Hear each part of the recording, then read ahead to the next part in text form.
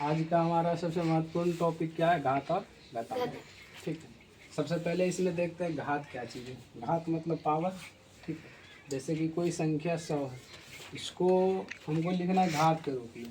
तो जैसे लघुत्तम कैसे बनाते हैं अभाज्य गुणनखंड से, वैसे ही करना है। तो लघुत्तम का क्या रूल होता है कि जब भी लगाना पहले 2 से, नहीं तो 3 से, नहीं तो 5, यानी सिंपल से जब भी लगाना है तो कौन सी संख्या से? अभाज्य संख्या से। तो लगाते हैं, कितना से लगेगा? ये 2 से कितना आएगा? 50। फिर ये 2 से लग रहा है, कितना आ रहा है? 25। और फिर ये 5 से लग रहा है तो कितना आ रहा है? 5।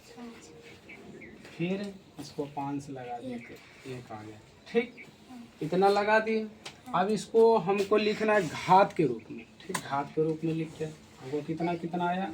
2 गुना 2 गुना 5 गुना 5। ठीक है, इतना आ गया। अब इसको घात के रूप में लिखना है। तो घात के रूप में हम कैसे लिख सकते हैं?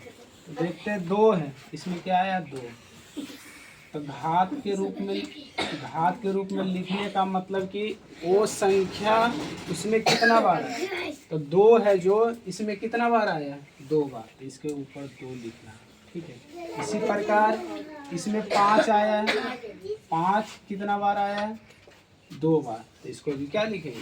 2 बार। तो यही हो गया इसका घात, यानी 2 का घात कितना हो गया? 2।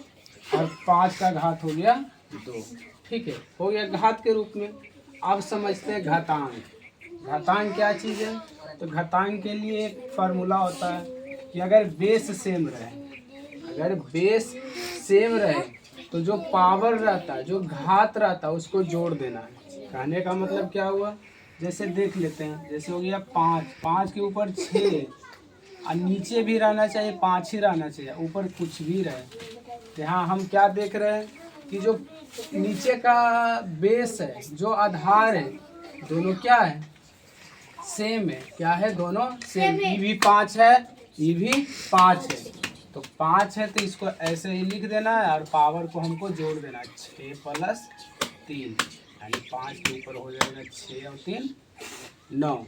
ठीक है, इसी प्रकार नीचे एक और कंडीशन बन सकता है कि पावर सेम रह सकता है, लेकिन जो नीचे का घातांक है, जो मतलब घातांक किसको बोला जाता है? जो अंक रहता है। ठीक है, मतलब कि सिंपल सी बात, जो ऊपर वाला संख्या रहता है इसको बोला जाता है घात, और इसको बोला जाता है घातांक। ठीक है, यानी घातांक का मतलब क्या हो गया? घात का अंक। क्या हो गया? घात का अंक। ठीक है, यानी घात हो गया इसका 2, और घातांक हो गया कितना? 6। घात हो गया कितना? 2, और घातांक कितना हो गया? 3। ठीक है, तो हम क्या बताएं कि अगर आधार सेम रहता है तो पावर को, यानी घात को हमको जोड़ देना है। तो जोड़ दिए, 6 और 3 कितना हो गया? 9। लेकिन नीचे वाला हम देख रहे हैं कि घात तो सेम है, लेकिन घातांक इसका सेम नहीं है। तो इस स्थिति में क्या करेंगे? तो अगर गुना है तो इसका गुना कर देना है, और जो घात था वही लिख देना है। ठीक है, क्योंकि इसमें क्या फार्मूला होता है? अगर नीचे वाला अगर सेम नहीं है, पावर सेम है, तो नीचे वाले को गुना करना है, और ऊपर जो है वही क्या कर देना है? लिख देना है। ठीक, इसी प्रकार भाग में भी होता है। जैसे देख लेते हैं, 10 के पावर कितना है? 6 भागा 10 के पावर 3। तो इस स्थिति में क्या देख रहे हैं? नीचे का सेम है, नीचे का जो घातांक है वो क्या है? सेम है, 10 है, इसका भी 10 है। तो पावर को हमको क्या करना है? घटाना है। पावर को क्या करना है? घटाना है। तो घटा देते हैं, तो 10 के पावर कितना होगा? 6 घटाओ 3, यानी 10 के पावर कितना होगा? तो 6 में 3 गया 3। ठीक है, यानी जब पावर नीचे वाला बेस सेम रहता है और भाग रहता है, तो उसका क्या करना? घटाव करना। उसका क्या करना? घटाव। और उसी प्रकार अगर गुना में नीचे वाला सेम रहता है तो पावर को हमको जोड़ करना है। पावर को क्या करना है? जोड़।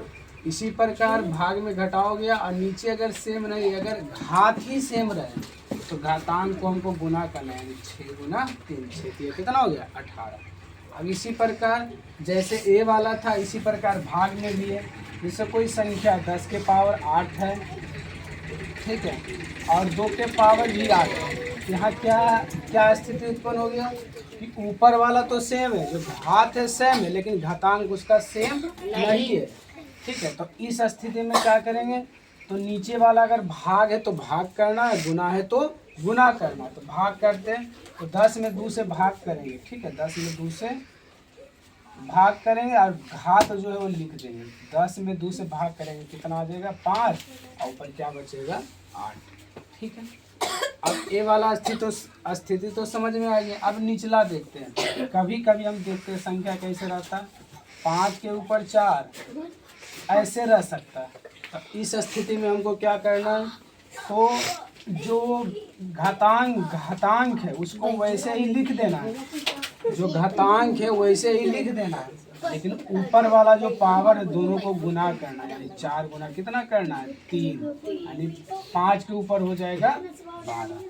ठीक है, यानी घातांक के ऊपर भी पावर और ब्रैकेट करके भी पावर है, तो इसको गुना करना है। ठीक है, और दूसरा चीज, अब लास्ट वाला क्या है कि अगर ऐसे रहे 2 के पावर 3 कोई संख्या रहे, इसके ऊपर कुछ भी रह जाए माइनस में रहे, तो इसको हम कैसे लिखेंगे, तो क्या चीज़ इसका फार्मूला है कि इसको इधर हमको पलट कर लिखना है, इसको पलट कर लिखना है। इसको पलट कर लिखेंगे यानी क्या होगा 3/2, और ये माइनस था क्या हो जाएगा प्लस।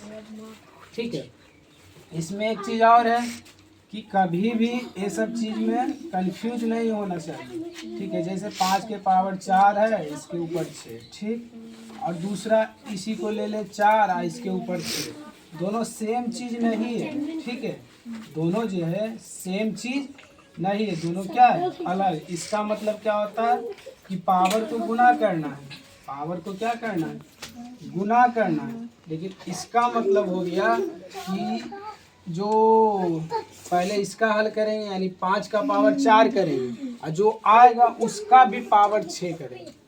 ठीक है, आज के लिए इतना ही।